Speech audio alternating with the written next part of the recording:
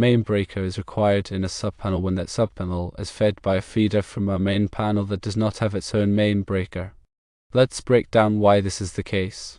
The primary function of a main breaker is to provide overcurrent protection for the entire panel it serves. This means it's designed to trip and disconnect power if the total current drawn by all the circuits in the panel exceeds the panel's rated amperage. This protection is crucial to prevent overheating of wires, insulation damage, and potentially electrical fires. Now consider a scenario where a subpanel is connected to a main panel via a feeder. A feeder is a set of conductors that carries electricity from the main power source, the main panel, to a subpanel or another distribution point. If the main panel already has a main breaker that protects the entire system up to that point, then the subpanel might not necessarily need its own main breaker, provided certain conditions are met. These conditions relate to the size and protection of the feeder conductors. However, if the main panel does not have a main breaker, the subpanel must have one. This is because without a main breaker at either the main panel or the subpanel, there is no single point of overcurrent protection for the subpanel circuits. Here's a detailed explanation. Firstly, consider the purpose of overcurrent protection. Overcurrent protection devices, such as circuit breakers and fuses, are designed to protect electrical circuits from excessive current flow. This excessive current can be caused by short circuits, ground faults, or simply overloading the circuit with too many devices. The heat generated by this excessive current can damage wiring insulation, leading to fires. Secondly, understand the role of a main breaker. A main breaker serves as the primary overcurrent protection device for an entire electrical panel. It is sized to protect the panel's busbars, which are the conductive bars inside the panel that distribute electricity to the individual circuit breakers. The main breaker trips when the total current drawn by all the circuits in the panel exceeds its rated amperage, disconnecting power to the entire panel. Now let's examine a typical electrical distribution system. Electricity enters a building through the service entrance, which is typically connected to a main panel. The main panel distributes power to various branch circuits throughout the building. In some cases, a subpanel is used to provide additional circuit capacity in a specific area of the building, such as a workshop, garage, or addition. The subpanel is fed by a feeder from the main panel. A feeder consists of conductors, wires, or cables that carry electricity from the main panel to the subpanel. These feeder conductors must be sized appropriately to handle the expected load of the subpanel, and they must be protected by an overcurrent protection device, either the main panel or the subpanel. The National Electrical Code, NEC, provides specific requirements for the installation of subpanels, including the need for a main breaker. The NEC is a widely adopted standard for safe electrical installations. According to the NEC, a subpanel must have a main breaker if it is fed by a feeder from a main panel that does not have its own main breaker. This requirement ensures that the subpanel has its own overcurrent protection, independent of the main panel. This is particularly important if the feeder conductors are not properly protected by the main panel's overcurrent device, or if the main panel does not have a main breaker at all. Consider a situation where the main panel does not have a main breaker. In this case, the feeder conductors are directly connected to the service entrance conductors.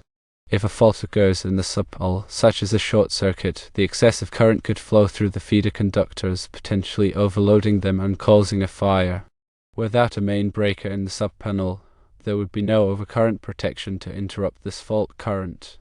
Therefore, the NEC requires a main breaker in the subpanel to protect the feeder conductors in the subpanel itself. If the main panel does have a main breaker, the need for a main breaker in the subpanel depends on several factors. One factor is the size of the feeder conductors relative to the size of the main breaker. If the feeder conductors are sized smaller than the main breaker, they could be overloaded if a fault occurs in the subpanel. In this case, a main breaker is required in the subpanel to protect the feeder conductors. For example, if a main panel has a 200 amp main breaker and the feeder conductors to the subpanel are only rated for 100 amps, the subpanel must have a main breaker no larger than 100 amps. This ensures that the feeder conductors are protected from overcurrent. Another factor is the type of overcurrent protection provided by the main breaker.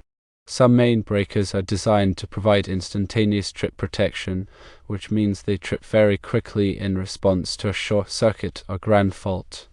If the main breaker does not provide instantaneous trip protection, a main breaker may be required in the subpanel to provide this protection. Instantaneous trip protection is important to minimize the duration of a fault current, which can reduce the risk of damage to equipment and injury to personnel. Also, the NEC allows for exceptions to the main breaker requirement in certain situations. For example, if the subpanel is used to supply a single branch circuit, such as a dedicated circuit for a large appliance, a main breaker may not be required. In this case, the branch circuit breaker in the main panel provides adequate overcurrent protection for the subpanel and the connected appliance. Moreover, the NEC also addresses the installation of ground fault protection. Ground fault protection is designed to detect and interrupt ground faults, which are unintentional electrical connections between a circuit conductor and ground. Ground faults can cause electric shock and fires. The NEC requires ground fault protection in certain types of electrical systems, such as those serving wet locations or equipment that is likely to be grounded. If a subpanel is installed in an area where ground fault protection is required, the subpanel must have its own ground fault protection device, such as a ground fault circuit interrupter, GFCI, breaker. Here is an example scenario. Consider a detached garage that is fed by a subpanel from the main panel in the house. The main panel has a 200 amp main breaker. The feeder conductors to the garage subpanel are rated for 60 amps. In this case, the garage subpanel must have a main breaker no larger than 60 amps. This is because the feeder conductors are smaller than the main breaker in the house. If a fault occurs in the garage subpanel, the 200 amp main breaker in the house would not trip quickly enough to protect the 60 amp feeder conductors. Therefore, the 60 amp main breaker in the garage subpanel is necessary to provide overcurrent protection for the feeder conductors. In summary, a main breaker is required in a subpanel when the subpanel is supplied by a feeder from a main panel that does not have its own main breaker. This requirement ensures that the subpanel has its own overcurrent protection, independent of the main panel. If the main panel does have a main breaker, the need for a main breaker in the subpanel depends on the size of the feeder conductors relative to the size of the main breaker, the type of overcurrent protection provided by the main breaker, and any applicable exceptions in the NEC. Always consult the NEC and local electrical codes for specific requirements and guidance on electrical installations. Failure to comply with these codes can result in unsafe conditions and potential electrical hazards. When installing a subpanel, always follow proper wiring practices. Firstly, disconnect power to the circuit. Secondly, use appropriately sized conductors. Thirdly, make secure connections. Fourthly, properly ground the subpanel. Fifthly, label all circuits clearly. Sixthly, test the installation after completion. Also, ensure the subpanel is properly grounded. Grounding provides a safe path for fault current to flow back to the source, tripping the overcurrent protection device.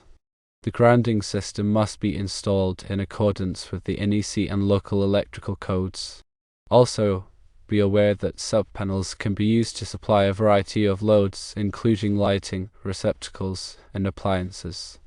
The load on the subpanel must be calculated carefully to ensure that the subpanel is not overloaded. The total load in the subpanel must not exceed the rated amperage of the subpanel's main breaker. Also, consider voltage drop. Voltage drop is the reduction in voltage that occurs along a conductor due to its resistance. Excessive voltage drop can cause equipment to malfunction or operate inefficiently. The NEC recommends limiting voltage drop to 3% for branch circuits and 5% for feeders. When installing a subpanel, it is important to consider the length of the feeder conductors and the expected load to ensure that voltage drop is within acceptable limits. There are many resources available to learn more about subpanels and electrical installation. The NEC is a comprehensive resource that provides detailed requirements for safe electrical installations. There are also many online resources, such as websites, forums, and videos, that can provide helpful information and guidance. And of course, consult with a qualified electrician. Electrical work can be dangerous, and it is always best to consult with a qualified electrician if you are not comfortable performing the work yourself. A qualified electrician has the knowledge, skills, and experience to perform electrical work safely and in accordance with the NEC and local electrical codes. In addition, they can also help you to determine the best type of subpanel for your needs and ensure that the installation is done correctly.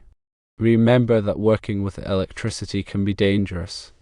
Always take precautions to protect yourself from electrical shock. De-energize circuits before working on them. Use insulated tools. Wear appropriate personal protective equipment, such as gloves and safety glasses. If you are not comfortable working with electricity, consult a qualified electrician. Moreover, when choosing a subpanel, consider the number of circuits you will need, the amperage rating of the subpanel, and the available space. Subpanels are available in a variety of sizes and configurations to meet different needs. Choose a subpanel that is large enough to accommodate your current and future needs. Furthermore, inspect the subpanel regularly. Inspect the subpanel regularly for signs of damage, such as cracks, corrosion, or loose connections. If you find any damage, repair it immediately. Also, test the circuit breakers regularly. Test the circuit breakers regularly to ensure that they are working properly. This can be done using a circuit breaker tester. If a circuit breaker fails to trip when tested, replace it immediately. Remember that proper installation and maintenance of a subpanel is essential for ensuring the safety and reliability of your electrical system. By following the guidelines outlined in this discussion and consulting with a qualified electrician, you can ensure that your subpanel is installed and maintained properly. And remember, safety first.